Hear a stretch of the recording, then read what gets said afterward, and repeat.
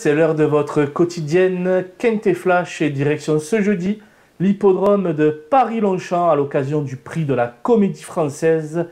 Un lot qui a réuni 16 partants qui vont s'affronter sur la distance de 2200 mètres. Une épreuve pas si facile que ça à déchiffrer, où vieux tonton et jeunes aux dents longues se mélangent. Mais il y a quand même quelques bases assez solides à détacher. Et on voit ça tout de suite avec mon analyse.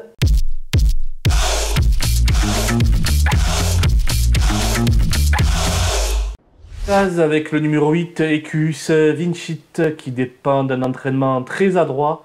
Sa forme est sûre et il a vraiment l'étoffe d'un potentiel lauréat au niveau handicap. C'est pourquoi je l'ai placé en tête, car je crois qu'il peut l'emporter dès ce jeudi. Le numéro 2, Abondance, est plaisamment imposé lors de sa rentrée. C'est un poulain tout neuf, mais qui a déjà été vu à son avantage dans ce genre de tournoi. Malgré la pénalisation au poids, il est logique de lui accorder un large crédit. Le numéro 10, Electron Libre, n'a plus à faire ses preuves à ce niveau où il est bien connu. Son expérience est vraiment un sérieux atout. Encore ici, il devrait lutter pour les premières places. Les opposants avec le numéro 12, les petits Prince Adi, qui est une valeur sûre au niveau des quintés. Sa dernière performance est vraiment trop mauvaise pour être exact, c'est pourquoi je le rachète en grande confiance.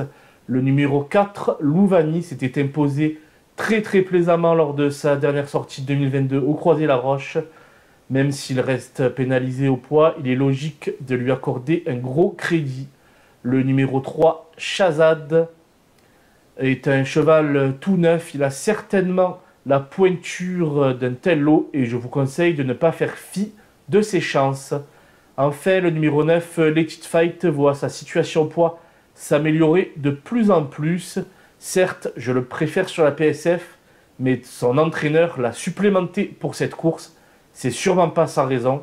Attention, il peut jouer les troubles fêtes. Mon coup de poker sera le numéro 13, Gulf. Une jument qui n'a vraiment pas été chanceuse pour son coup d'essai à ce niveau. Malheureusement pour elle, elle a tiré le numéro 16 dans les stalles de départ, ce qui complique nettement sa tâche. Cela étant, si elle arrive à se tirer de ce numéro piège, elle a tout à fait les moyens de brouiller les cartes et je m'en méfie tout particulièrement. Le numéro 2, Abondant, est un cheval qui vient de s'imposer de plaisante manière. Il a déjà très bien couru dans ce genre de tournoi, mais il subit une pénalisation assez importante au poids. C'est pourquoi il serait judicieux de tenter ce cheval en The Show. Le The Show, je vous le rappelle, est un jeu qui consiste à trouver le deuxième de la course.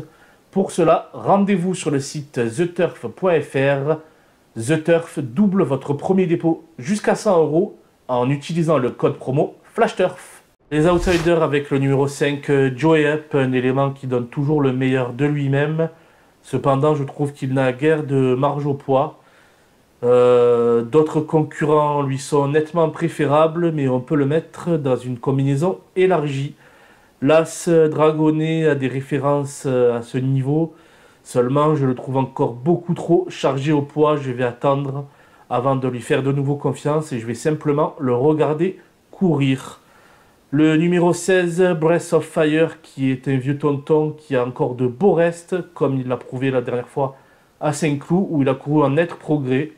Une surprise de sa part n'est pas à exclure.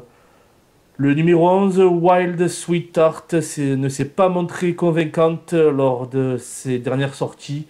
Elle me semble barrée par plusieurs concurrents ici, je n'y crois guère. Enfin, le numéro 6, Révolté, effectue une reprise de contact ici. Elle aura certainement besoin de plusieurs parcours avant de se mettre en évidence. Certainement, sa tâche sera difficile dans ce lot.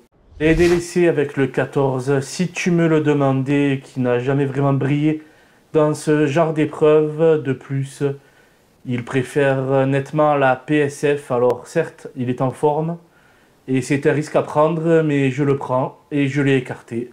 Le 15, Gemio, n'a guère été emballant ces derniers temps. De plus, il n'a jamais évolué sur une distance aussi longue. Ce sera sans moi. Enfin, le numéro 7, Wagad, a couru dans des lots nettement inférieurs à celui qu'il va affronter ce jeudi. Il vient d'effectuer un essai sur les obstacles non concluants. Il revient ici. Mais pour moi, il aura vraiment fort à faire et trouve une tâche trop ardue. Je le raye sans aucune hésitation. Voilà. Nous avons passé en revue les 16 concurrents qui composent ce peloton. Je vous quitte avec mon pronostic et mes conseils de jeu. Bonjour à tous!